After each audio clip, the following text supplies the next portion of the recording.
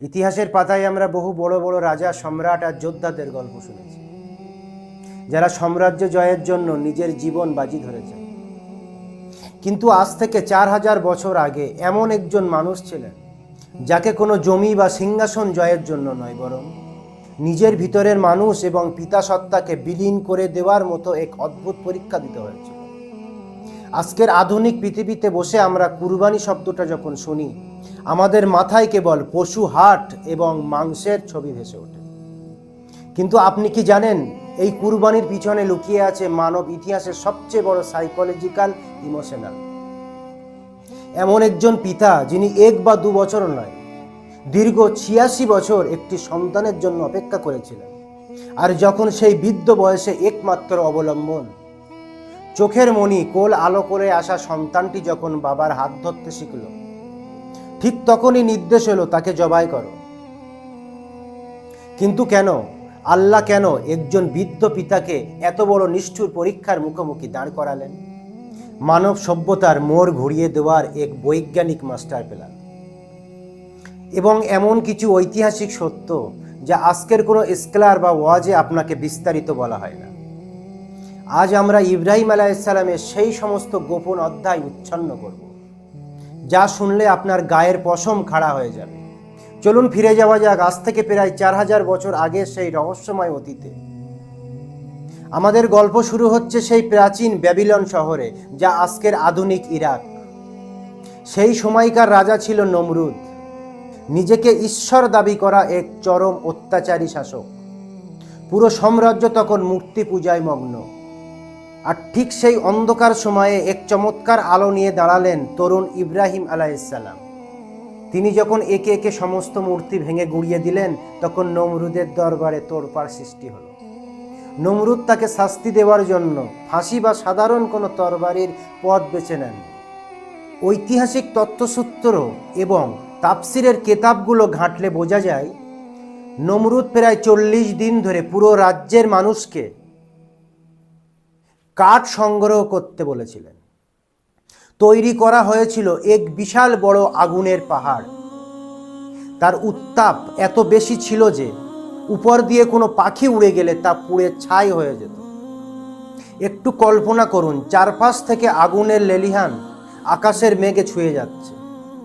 ইব্রাহিম আলাইহিস সালামকে সেই আগুনে নিক্ষেপ করাতে গুলতির ব্যবহার করা হয়েছিল, কারণ কোনো মানুষের পক্ষে সেই আগুনের 1 কিলোমিটারের কাছে যাওয়া সম্ভব ছিল না। যখন তাকে বাতাস চিরে আগুনের দিকে ছুঁড়ে দেওয়া হলো, আসমানের ফেরেশতারা কেঁদে উঠেছিল। ইতিহাসের কিতাবে আছে, প্রধান ফেরেশতা জিবরাইল ভাসমান অবস্থায় ইব্রাহিমের কাছে এসে বললেন, হে ইব্রাহিম, আমার কি কোনো সাহায্যের প্রয়োজন? আমি এক পলকে এই আগুন নিভিয়ে দিতে পারি। ইব্রাহিম আলাইহিস সালাম তখন যে উত্তর দিয়েছিলেন, তা আজকের যুগের আধুনিক মোটিভেশনাল স্পিকারদেরকেও স্তব্ধ করে দেবে। তিনি শান্ত গলায় বলেছিলেন, আমার জন্য আমার আল্লাহই যথেষ্ট। তিনি কতই না উত্তম কর্মবিধায়ক। আমার আল্লাহ যদি আমাকে এই আগুনে দেখতে চান, তাহলে আমার জন্য এই আগুনই জান্নাত। আল্লাহর নির্দেশ এলো, হে আগুন, তুমি ইব্রাহিমের জন্য শীতল আর নিরাপদ হয়ে যাও। বিজ্ঞান বলে আগুনের ধর্ম হলো পুড়িয়ে ছাই করা, কিন্তু সেদিন মহাবিশ্বের সমস্ত সূত্র থমকে গিয়েছিল। আগুন কাঠ পুড়িয়েছিল, ইব্রাহিম আলাইহিস সালামের বাঁধন ছাড়া একটা পশম স্পর্শ করে। এটি ছিল ইব্রাহিম আলাইহিস সালামের প্রথম মেগা পরীক্ষা। তিনি প্রমাণ করলেন সত্যের জন্য নিজের জীবন বিলীন করতে প্রস্তুত। আগুন থেকে বেঁচে যাবার পর নমরুদের দেশ ছাড়লেন ইব্রাহিম আলাইহিস সালাম। তিনি ফিলিস্তিনে বসতি স্থাপন করলেন। বছর পার হলো, তিনি বৃদ্ধ হলেন, কিন্তু কোনো সন্তান নেই। 86 বছর বয়সে আল্লাহ তাকে একটি সন্তান দান করলেন। নাম তার ইসমাইল। কিন্তু পরীক্ষা এখানেই শেষ নয়। সন্তান জন্মের মাত্র কয়েক মাসের মাথায় আবার ওহী এলো। নির্দেশ দেওয়া হলো, শিশু এবং স্ত্রী হাজেরাকে নিয়ে চলে যেতে হবে শত শত মাইল দূরে এক মরুভূমিতে, যাকে আজ আমরা মক্কা বলে চিনি। আজকের মক্কা আর 4000 বছর আগের মক্কা এক ছিল না। সেখানে কোনো ঘর বাড়ি ছিল না, কোনো গাছপালা ছিল না। ইব্রাহিম আলাইহিসসালাম যখন তার স্ত্রী ও সন্তানকে এক ব্যাগ খেজুর আর এক চামড়া ভর্তি পানি দিয়ে চলে যাচ্ছেন, তখন বিবি হাজেরা পিছন থেকে দৌড়ে এলেন। তিনি ইব্রাহিম আলাইহিসসালামের জামা টেনে ধরে জিজ্ঞাসা করলেন, হে ইব্রাহিম, আপনি আমাকে এই জনমানবহীন প্রান্তে কার কাছে রেখে যাচ্ছেন? ইব্রাহিম আলাইহিসসালাম কোনো উত্তর দিচ্ছেন না, কারণ তার চোখ বেয়ে তখন অশ্রু ঝরছিল। একজন পিতা কিভাবে বলবে যে আমি তাদের মৃত্যুর মুখে রেখে যাচ্ছি? বিবি হাজেরা যখন বুঝতে পারলেন, তিনি আবার জিজ্ঞাসা করলেন, এটি কি আপনার আল্লাহর নির্দেশ? ইব্রাহিম আলাইহিসসালাম শুধু মাথা নেড়ে বললেন, হ্যাঁ। তখন বিবি হাজেরা যা বলেছিলেন তা পৃথিবীর ইতিহাসে বিশ্বের সবচেয়ে বড় উদাহরণ। তিনি বললেন, তাহলে যান, আমার আল্লাহ আমাদের কখনো ধ্বংস হতে দেবেন না। পানি শেষ হয়ে গেল। শিশু ইসমাইল তৃষ্ণায় ছটফট করছে। বিবি হাজেরা পানির খোঁজে সাফা এবং মারোয়া পাহাড়ের মাঝে পাগলের মতো শতবার দৌড়াদৌড়ি করলেন। সন্তানকে বাঁচানো এক মায়ের আকুল আর্তনাদ। আর ঠিক তখনই ঘটল সেই অলৌকিক ঘটনা। শিশু ইসমাইলের পায়ের গোড়ালির আঘাতে বা ফেরেশতা জিব্রাইলের ডানার আঘাতে মরুভূমির বুক চিরে বেরিয়ে এলো সেই ইন্টারন্যাশনাল জিওলজিক্যাল মার্বেল, যাকে আমরা বলি জমজম কূপ। আধুনিক যুগের বৈজ্ঞানিকরা পরীক্ষা করে দেখলেন, এই জমজম কূপের পানি কোনো সাধারণ কূপ নয়।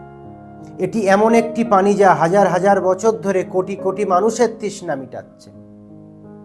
কিন্তু এর ওয়াটার লেভেল কখনো 1 ইঞ্চি নিচে নামেনি।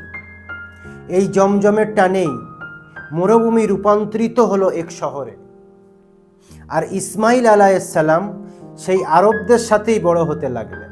এবার আমরা প্রবেশ করছি সেই মানব ইতিহাসের সবচেয়ে চূড়ান্ত 10ই জিলহজের সকালে। ইসমাইল আলাইহিসসালামের বয়স তখন 13 বছর। যে বয়সে একটি ছেলে তার বাবার কাঁধে হাত রেখে স্বপ্ন দেখতে শেখে। ইব্রাহিম আলাইহিসসালাম টানা 3 দিন স্বপ্ন দেখলেন যে তিনি নিজের সন্তানকে জবাহ করছে। নবীদের স্বপ্ন ছিল ওহী। পিতা তার পুত্রকে বললেন, বাবা, আমি স্বপ্ন দেখেছি আমি তোমাকে জবাহ করছি, তোমার মতামত কি? ইসমাইল আলাইহিসসালাম 1 সেকেন্ড সময় নেননি। তিনি বললেন, বাবা, আপনাকে যা আদেশ করা হয়েছে তাই করুন। ইনশাআল্লাহ আপনি আমাকে ধৈর্যশীলদের কাতারে পাবেন। যখন তারা মিনার দিকে যাচ্ছিলেন, তখন অন্ধকার থেকে বেরিয়ে এলো মানব জাতির আদি শত্রু ইবলিস। শয়তান জানতো আজ যদি ইব্রাহিম এই পরীক্ষায় জিতে যায়, তবে কিয়ামত পর্যন্ত শয়তানের রাজত্ব ধূলিসাৎ হয়ে যাবে। সে মানুষের রূপ ধরে ইব্রাহিমকে বলল, তুমি একজন খুনি। নিজের সন্তানকে কেউ স্বপ্ন দেখে হত্যা করে? ইব্রাহিম আলাইহিসসালাম চিনতে পারলেন এটি শয়তান। তিনি পাথর তুলে মারলেন, শয়তান মাটিতে দেবে গেল। শয়তান বিবি হাজেরা এবং ইসমাইলের কাছে গিয়েও ব্যর্থ হল। এবার মিনার সেই স্থান যেখানে ইসমাইলকে উপর করে শোয়ানো হলো। ইসমাইল আলাইহিসসালাম বললেন, বাবা, আপনি আপনার চোখ দুটি কাপড় দিয়ে বেঁধে নিন, কারণ আপনি যদি আমার জবাহ করার সময় আমার ছটফটানি দেখেন, তবে হয়তো পিতার মমতা আল্লাহর আদেশের উপর জয়ী হয়ে যেতে পারে। আর আপনার ছুরিটি খুব ভালো করে ধার দিয়ে নিন। ইব্রাহিম আলাইহিসসালাম নিজের চোখ কালো কাপড়ে বাঁধলেন। হাত কাঁপছিল। বৃদ্ধ বয়সে একমাত্র সন্তান, যার গালে তিনি প্রতিদিন চুমু খেতেন, আজ সেই গলায় ধারালো ছুরি ছোঁয়াচ্ছেন।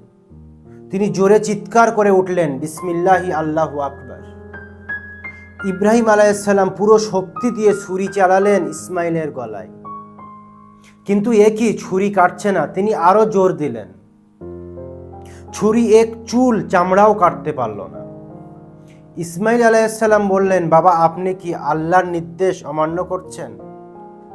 আরও জোরে চাপ দিন। ঐতিহাসিক এবং তাফসিরের বর্ণনা অনুযায়ী ইব্রাহিম আলাইহিসসালাম রাগে এবং ক্ষোভে পাশের একটি পাহাড়ে ছুরিটি ছুঁড়ে মারলেন।